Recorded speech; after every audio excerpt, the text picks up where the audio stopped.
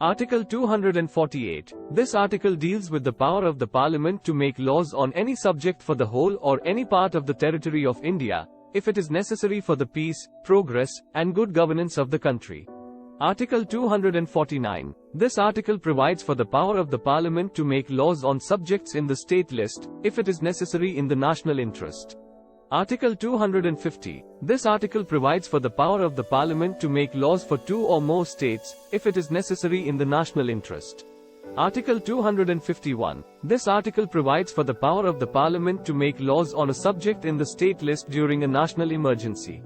Article 252. This article provides for the power of the Parliament to make laws on a subject in the state list, with the consent of the concerned state or states. Article 253. This article provides for the power of the Parliament to make laws on subjects not mentioned in any list, if it is necessary for the implementation of an international agreement or treaty. Article 254. This article deals with the conflict between union and state laws. It provides that if a union law and a state law are in conflict, the union law will prevail, but only to the extent of the conflict. Article 255. This article provides for the power of the Union to give directions to the state governments, for the purpose of ensuring compliance with Union laws.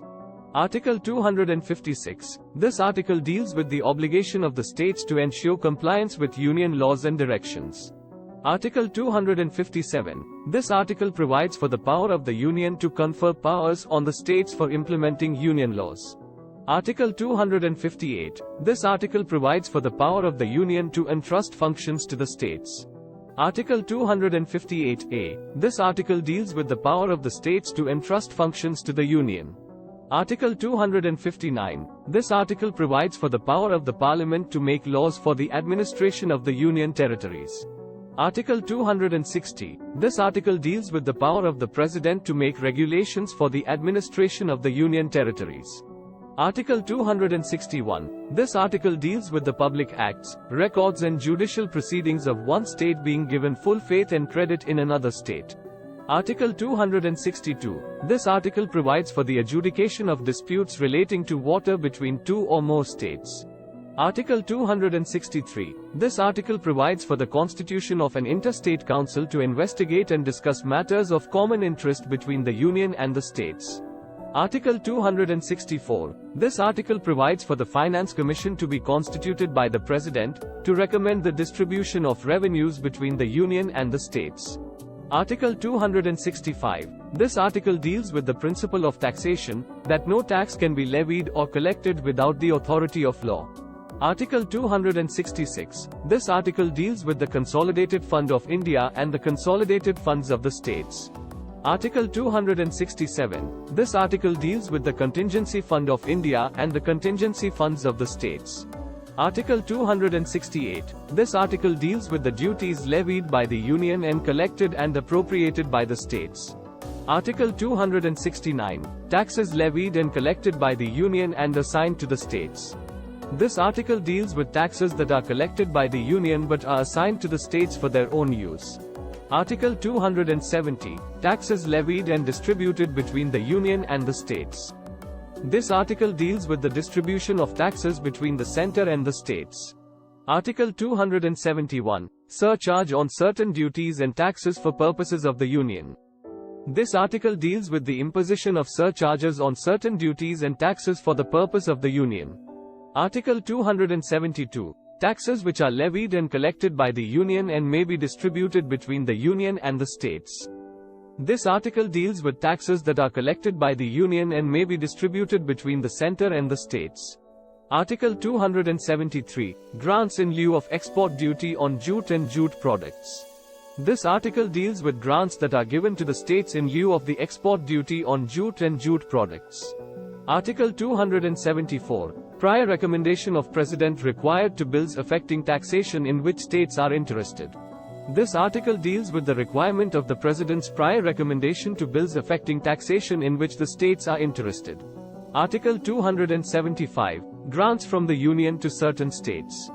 This article deals with the grants given by the Union to certain states to meet the costs of administration, and for the welfare of scheduled tribes. Article 276. Taxes on professions, trades, callings and employments. This article deals with the power of the state legislatures to levy taxes on professions, trades, callings and employments. Article 277, Savings. This article provides for savings or preservation of certain laws, agreements, etc., relating to the financial relations between the center and the states. Article 278, Control of Union over states in certain financial matters. This article deals with the control of the Union over the states in certain financial matters. Article 279, Calculation of net proceeds, etc. This article deals with the calculation of net proceeds and other related terms for the purpose of distribution of taxes between the center and the states. Article 280, Finance Commission. This article deals with the establishment and powers of the Finance Commission, which is a statutory body that is responsible for recommending the distribution of taxes between the center and the states. Article 281, Recommendations of the Finance Commission. This article deals with the recommendations made by the Finance Commission. Article 282, Expenditure defrayable by the Union or a state out of its revenues. This article deals with the expenditure that can be defrayed by the Union or a state out of its revenues. Article 283, Custody, etc., of consolidated funds, contingency funds and monies credited to the public accounts. This article deals with the custody, management, and audit of the consolidated fund, contingency fund, and other public accounts. Article 284, Custody of suitors' deposits and other monies received by public servants and courts. This article deals with the custody of suitors' deposits and other monies received by public servants and courts. Article 285, Exemption of property of the Union from state taxation. This article deals with the exemption of the property of the Union from state taxation.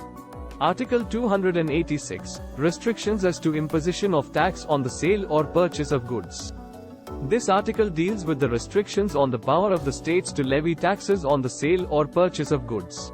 Article 287, Exemption of property of a state from Union taxation.